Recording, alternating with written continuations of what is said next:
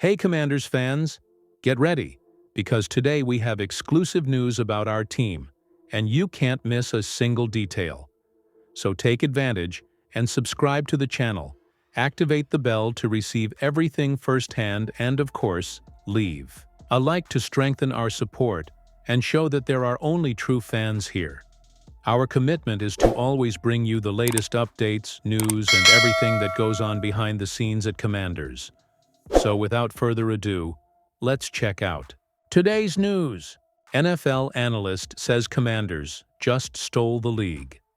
With Deebo Samuel trade, the Washington Commanders have made strengthening their roster around star quarterback Jayden Daniels a top priority this offseason.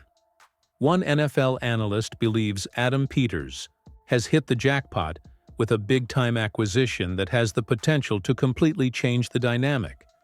The offensive line has gotten some much-needed attention with the additions of Laramie Tunsil and Josh Connerly Jr. Peters' aggressive recruiting hasn't stopped there.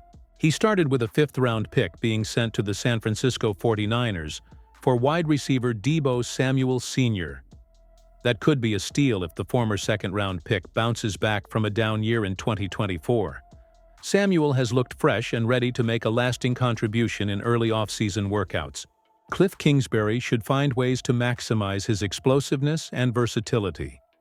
Having Terry McLaurin on the other side of the field will also help his cause considerably.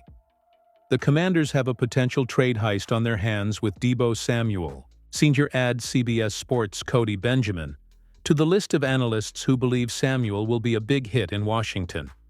He believes the price tag could seem ridiculous if the South Carolina graduate takes advantage of this significant opportunity. He also praised the Commanders for acting with conviction to give Daniels everything he needs to thrive in the future. Is Deebo Samuel a durable, game-changing player in his 30s? Maybe. Maybe not. Still, Washington acquired the former 49ers star for a single fifth-round pick. He's a potential steal considering his ability to be a versatile, rugged weapon alongside Terry McLaurin, who stretches the field. It's nice to see this team isn't sitting idly by with the dynamic Jayden Daniels at the helm. Cody Benjamin. All the pieces are in place for Samuel to remind the world why he was once considered one of the most prolific dual-threat weapons in the league. And there should be no shortage of motivation, that's for sure. Samuel has heard all the criticism he's received this offseason. He knows the Niners don't think he has much left to offer. The wide receiver will be eager to make them pay, which could even lead to another lucrative contract extension if all goes according to plan or better than expected. If not, the Commanders won't keep him when free agency hits in 2026. It won't take much to find out for sure, so the ball is now firmly in Samuel's court. This is the fresh start Samuel has been waiting for. Taking advantage of it could be enough to take Washington's offense to heights few can match. Commanders' Trey Hendrickson dream may be dead after surprising move. This offseason has seen some high-profile trades for the Washington Commanders. Adam Peters has been quite aggressive in that regard after the overwhelming success we saw in the 2024 season. Despite having spent significant capital to sign players like Deebo Samuel and Laramie Tunsil, Washington could still have entered the conversation for Cincinnati Bengals pass rusher Trey Hendrickson. After the Bengals released starting linebacker Jermaine Pratt on Monday, any glimmer of hope may be gone. Cincinnati may have dashed any remaining hope for Trey Hendrickson in Washington by releasing Pratt. The Bengals saved just under $6 million. By freeing up even more money, the question arises as to whether or not that will allow them to make a deal with Hendrickson. The contract impasse between Cincinnati and Hendrickson has been well documented and continues with no end in sight. But, with Pratt's release, there should be some additional wiggle room that would make a contract extension for the star pass rusher feasible. It's just a guess at this point, but it all adds up. The idea that the Bengals would release their star defender knowing they couldn't get anything done with Hendrickson is pretty absurd. NFL franchises have done stupid things before and will continue to do so, but this one seems like a painful mistake if it comes to fruition.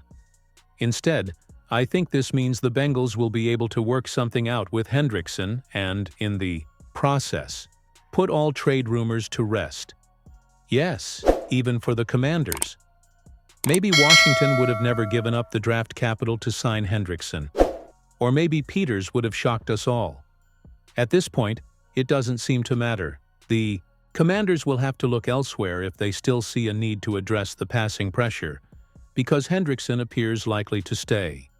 Commanders could re-emerge as potential suitors for Jaire Alexander. The Green Bay Packers have made a final decision on their future with star cornerback Jaire Alexander. After phone conversations about potentially trading the 28-year-old star, the Packers were unable to come to fruition. As a result, Alexander becomes one of the biggest names on the market. Suddenly, the Washington Commanders could be in play for a big-time opportunity before minicamp, as reporters and analysts linked the Super Bowl contenders to the standout secondary just weeks before his departure from Green Bay. Cody Benjamin of CBS Sports listed the Commanders as one of 4 teams that could explore acquiring Alexander. That prediction included the Atlanta Falcons, Las Vegas Raiders, and Minnesota Vikings. Serena Burks of Commanders Wire took an in-depth look at the idea of Washington adding another standout cornerback to its secondary. That analysis was not without some skepticism, given Alexander's lack of availability over the years.